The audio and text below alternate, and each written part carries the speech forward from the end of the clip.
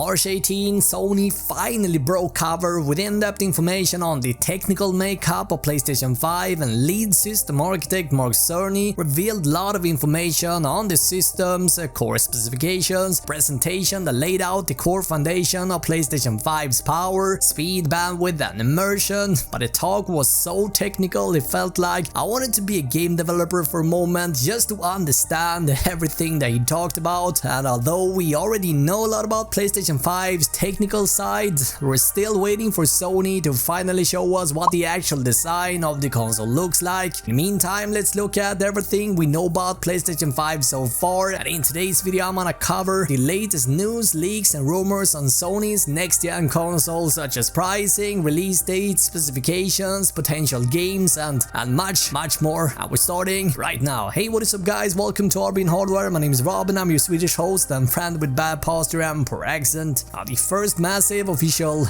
news story around Sony's next-gen console began on April 2019, where lead system architect Mark Cerny conducted a pretty comprehensive interview on a site called Wired, and Cerny revealed a lot of things, like the fact that PlayStation 5 is powered by the latest AMD technologies, the fact that it was going to feature hardware support for ray tracing, and that PlayStation 5 was practically going to eliminate loading times with a custom designed SSD. He also talked about the audio and how it's been an area of focus for the engineers, and Cerny also admitted that audio didn't really improve that much between PlayStation 3 and PlayStation 4, and this time the goal was to make players more immersed in the games. Now fast forward to October in 2019, Cerny was once again interviewed by Wired, and he went on revealing even more information on the system, such as an improved controller, a revamped UI and a finer grained control on the game's installation process. But we didn't get to learn much about the console specification, and we had to wait until late March in 2020 until we got this a detailed video presentation that was streamed, where lead system architect simply unveiled this system, the core specifications basically. The surprise here was that both the CPU and the GPU in the PlayStation 5 will run at a variable frequency, and this is using AMD's Smart Shift technology to deliver more power where it matters the most based on the current system activity. And if you're interested, I actually made a video covering all this in much greater details, and you can find that video down below. We learned a lot of interesting things in that video. A simple question people have been asking for a long time is, what about the controller? What does it look like? Thankfully we now have the answer, and this was published on a blog post on PlayStation's website unveiling the brand new DualSense controller. And I gotta be honest here, I think this looks pretty amazing, to be frank. My biggest worry here is battery life, and given how fast my DualShock 4 controller drains battery, I really hope they have come up with a solution to that. But overall I do think the controller looks fantastic. But what do you think about the new controller? Please let me know in the comments below. Now a few changes here. As we can see, the light bar has moved to the slides of the touchpad, while the share button has been renamed to create. And in terms of features, we now have adaptive triggers, and this will provide varying levels of resistance. For example, each weapon in shooter will feel probably different. We're also going to see far more redefined haptic feedback, where simply holding the controller you can feel the difference in surfaces of the game's character. For example, eyes will feel slippery, where mud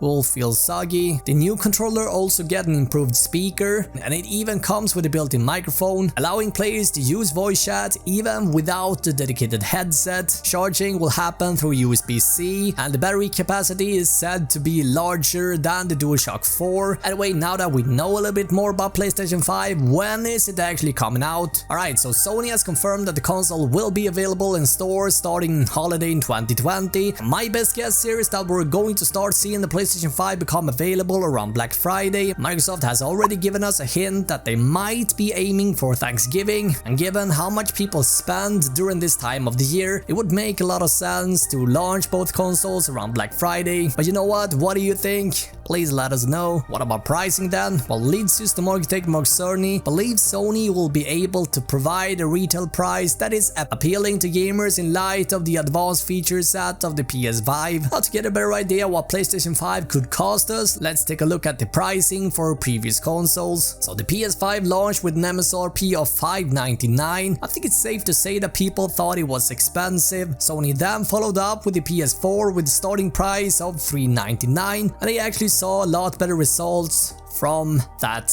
lower price tag. Sony is probably going to try and keep the pricing down, but considering how technically advanced the PlayStation 5 is going to be, I think $499 is definitely in the ballpark. Now, as for design, Sony hasn't provided any information whatsoever on the console's look as of yet. We do, however, know what the PlayStation 5 dev kit looks like, but I do think we can all be pretty confident that the upcoming PlayStation 5 will look nothing like the dev kit. Time will eventually tell. Now, in terms of software, backward compatibility has already been confirmed for PlayStation 4 games, and Sony expects the overwhelmingly majority of PS4's over 4,000 games will be playable on PS5. It has also been confirmed that PlayStation 5 will run on a boosted frequency on the new console, enabling higher and more stable frame rate, as well as potentially higher resolutions. And speaking of games, right now we do have a few confirmed for the PlayStation 5. The first one that was unveiled is Godfall, a third-person action role-playing game playable in solo but designed for up to 3 players in co-op.